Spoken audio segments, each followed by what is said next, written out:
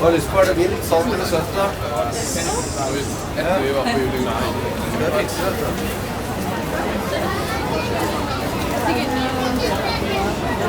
Ja.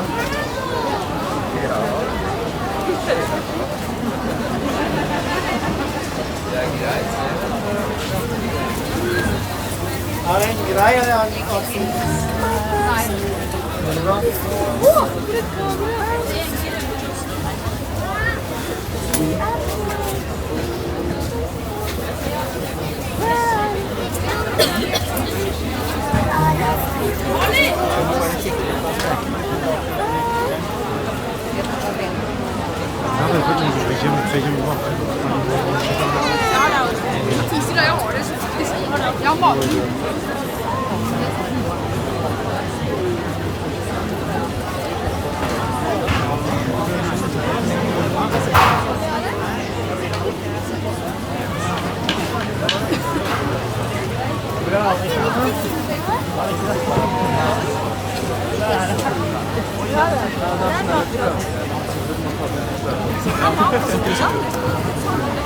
Tar den ut det her?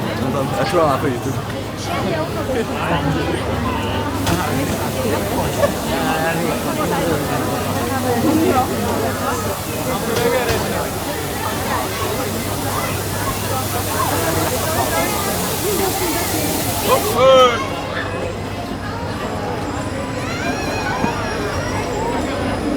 Safety first. All riders must be seated behind the bar.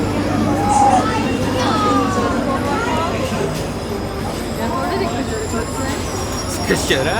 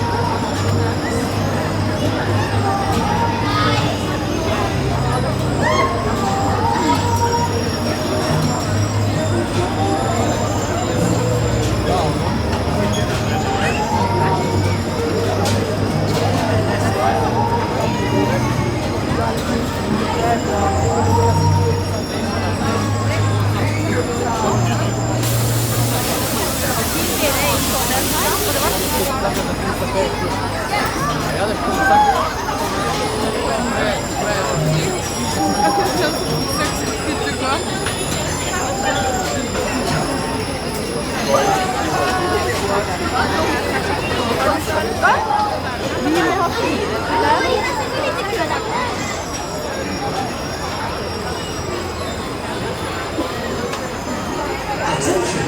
Please wait for the ride to stop. Thank you for riding with us. And now, take your places for the next one.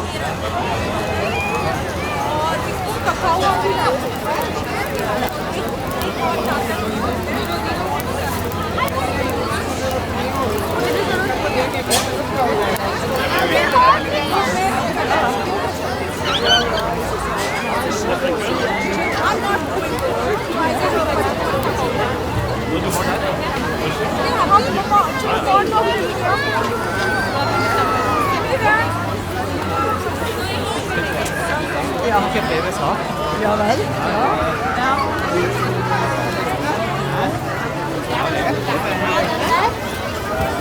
Nei, du får en så det er jævlig. Nei, skal vi ta den inne der, den med maten?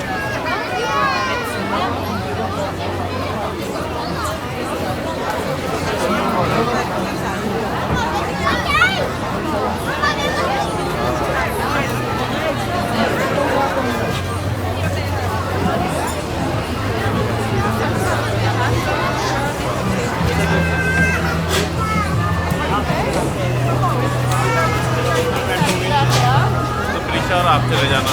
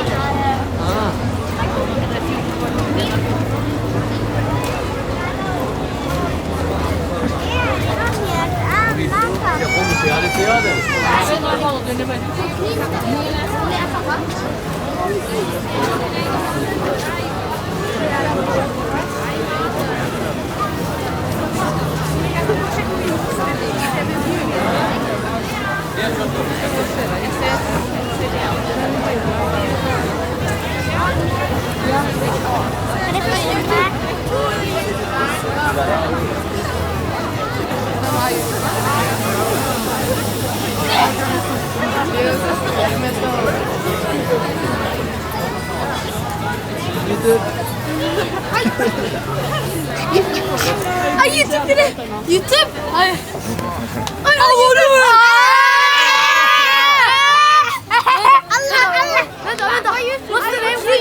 What's the name? It's on my back. Can I take a picture? Yeah. Wait a minute. Are you right? What is this? My YouTube channel.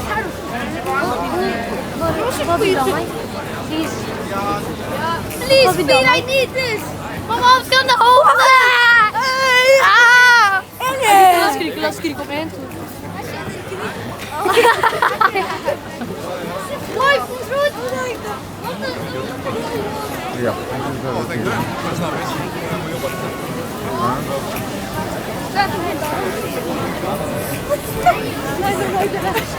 Okay, guys.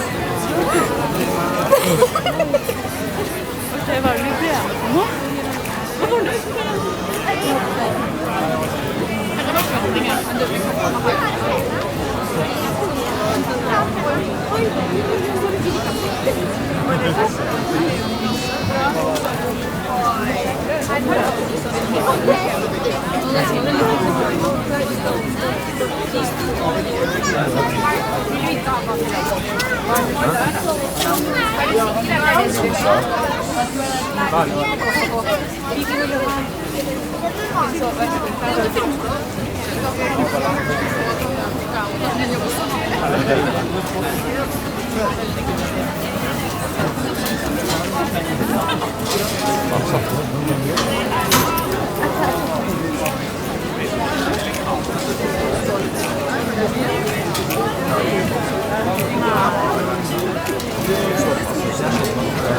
Nå må dere smile.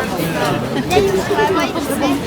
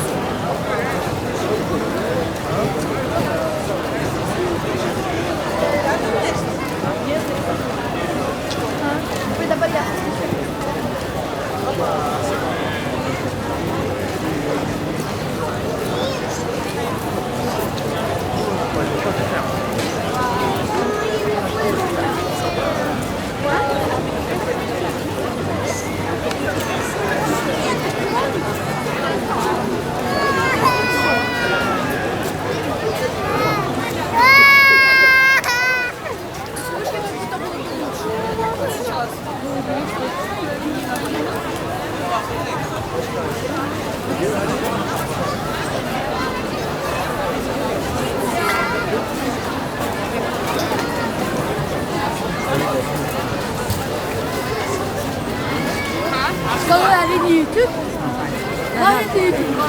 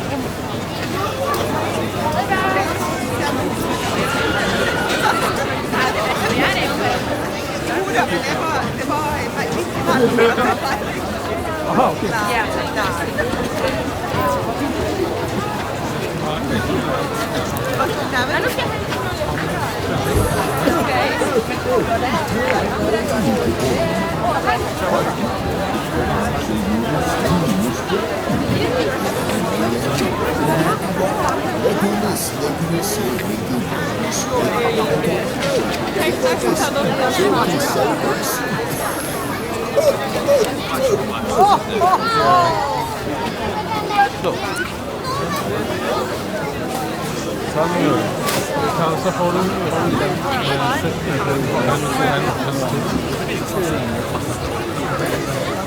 finner du deg på det? Eller hold meg i armen, det er jo ikke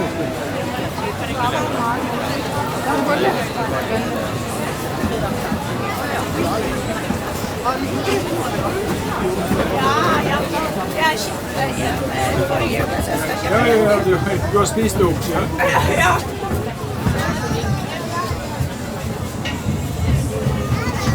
Truffle is very good. Yes, they are. Additional sauces, the brandy,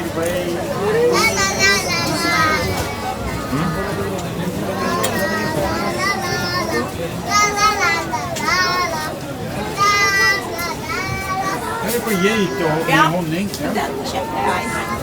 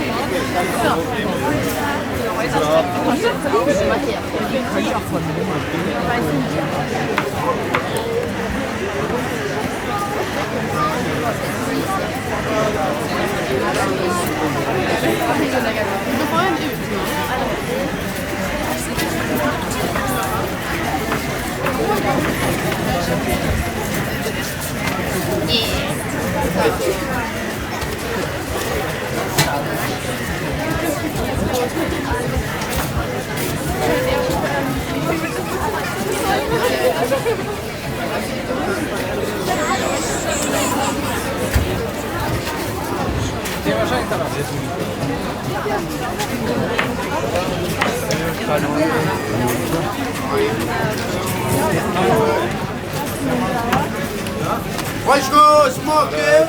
Ja. Ja, kommer. Det er beste franske noe. Honning med karamell. Varsågod. Beste, det er bare julemarked i Norge.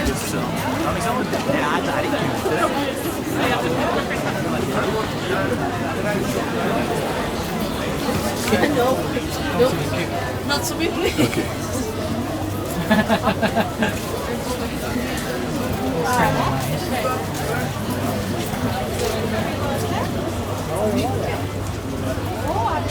The black ones.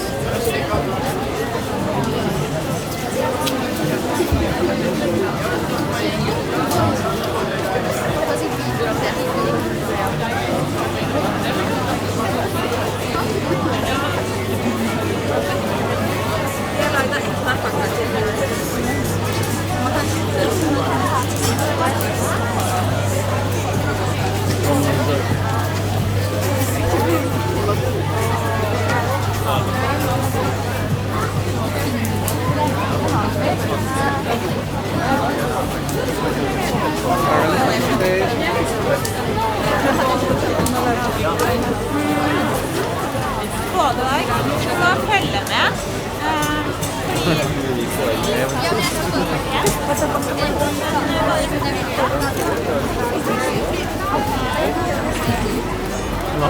Hadde du ikke kommet til å ta pysjen en gang?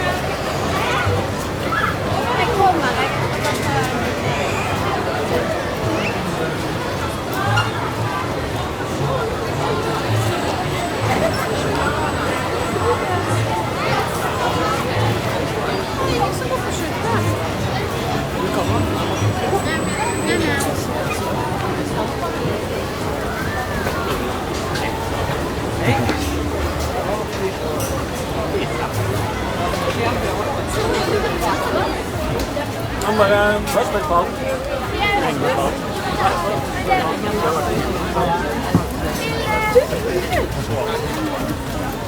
YouTube!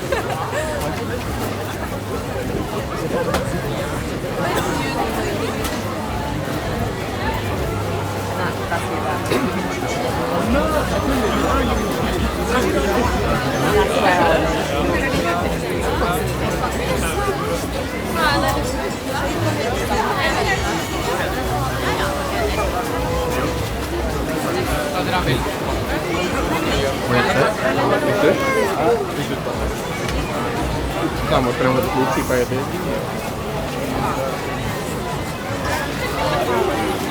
passo in vattene.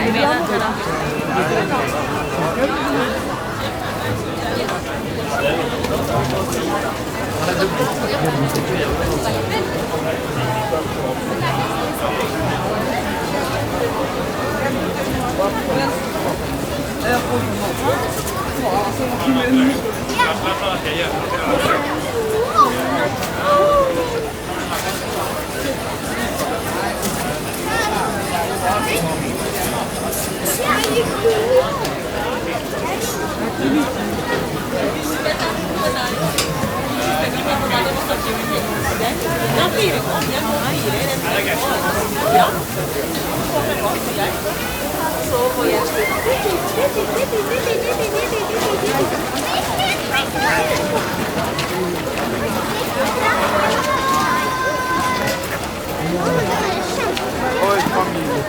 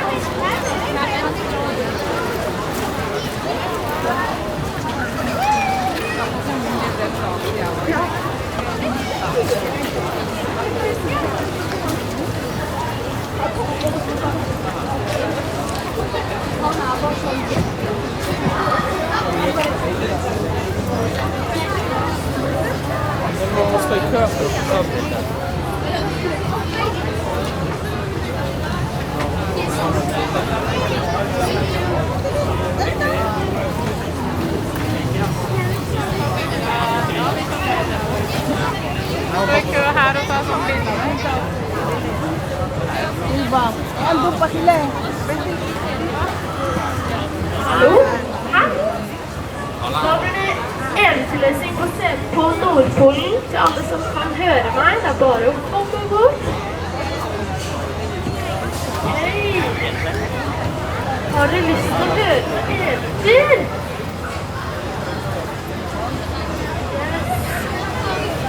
Vet dere hva jeg tenkte? Jeg tenkte at vi skulle lese om Rudolf. Har dere hørt om Rudolf før? Ja? Oi. Og hvem er egentlig Rudolf? Er det noen som vet det? Kom! Er det noen som vet hvem Rudolf er? Ja? Rudolf er jo en av reinsdyrene til julehuset. Vet dere hva som er spesielt med Rudolf da? Kanskje dere har hørt den sangen? Rudolf er rød på nesa? Ja? Ok. Så jeg tenkte at vi skulle lese eventyret som heter Overlagt saken til Rudolf. Det var jul på Nordpolen, og det snødde masse. Julenissen og kona hadde dårlig tid, og Rudolf la opp alle festene i klesen til Rudolf. Var det strade skikkelig hele året?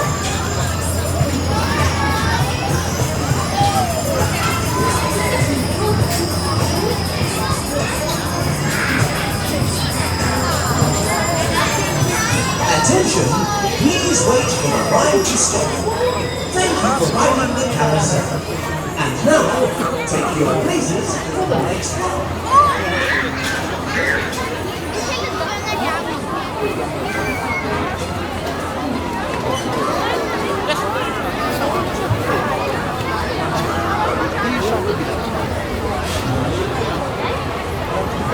Kan du gå til her?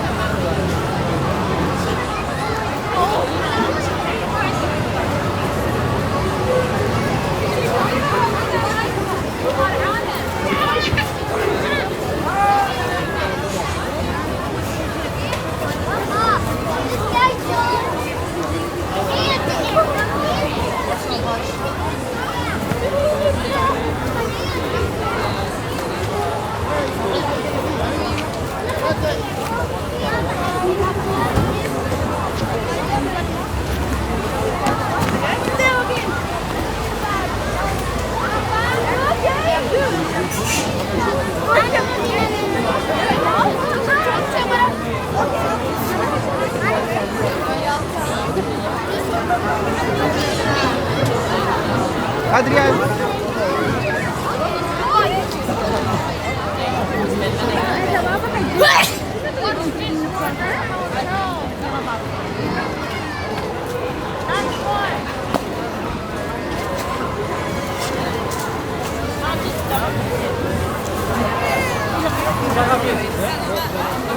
So yeah, but I just hold my hand because I don't know what else is wrong, but I think it's funny.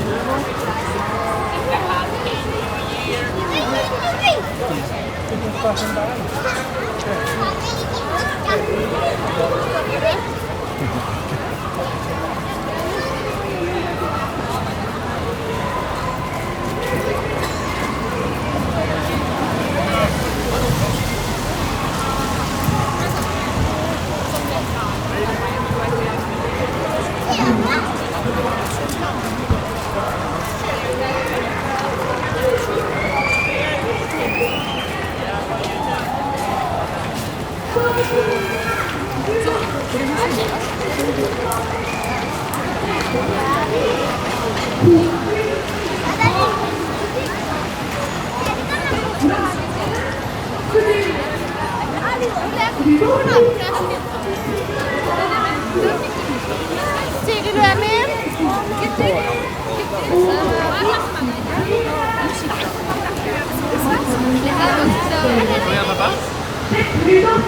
Vi må ut igjen. Vi må tilbake til Kosta på Klaus Julesen. Sofie skal bor i nummer 23. Han bor i nummer 24. Det er jo det eldste.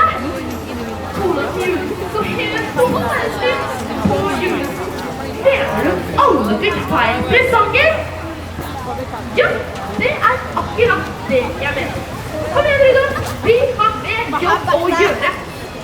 Da dro julenissen tilbake til Skogstad sammen med Rudolf, og de dro med seg julegavene ut av alle husene igjen og tilbake til det siste hus. Det eneste som ikke var levert var toalettpolitikk i Gjestan. Og jeg var dårlig tid. Så de hadde jo også et hus.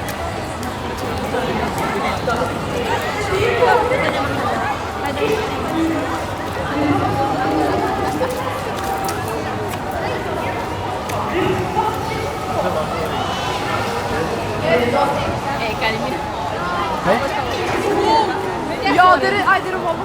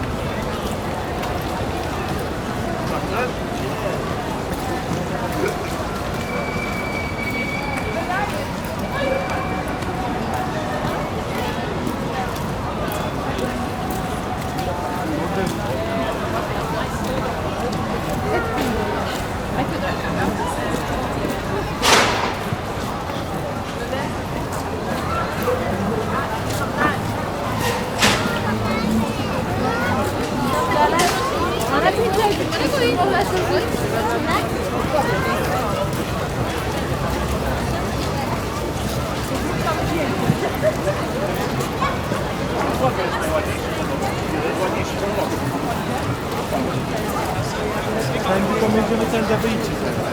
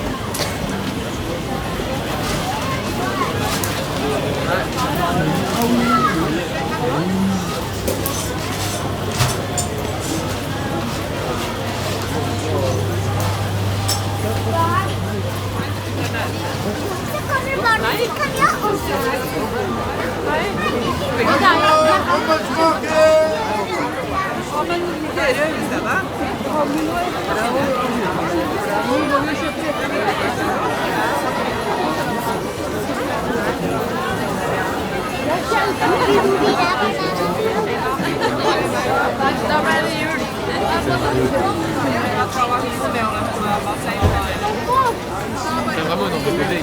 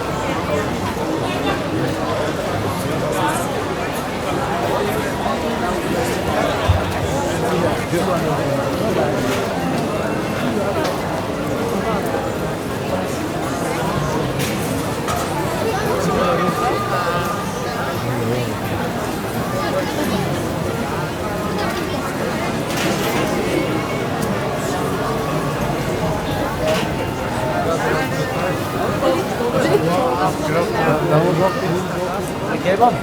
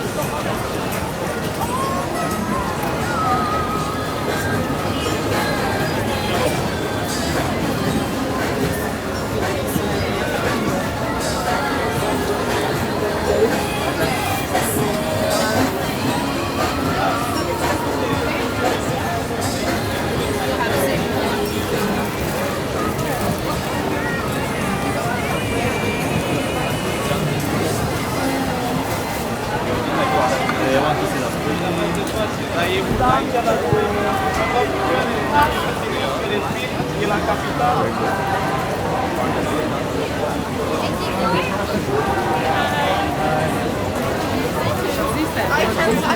am very because I so I can look that. I can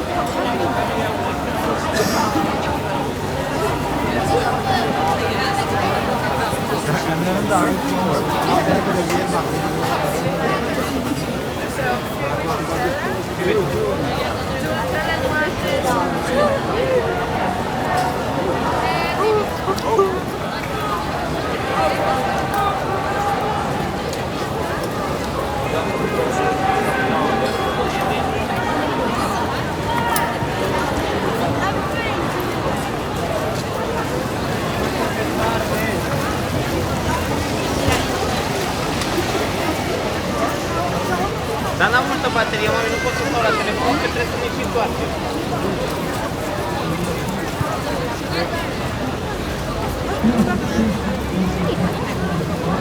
Oh, bravo!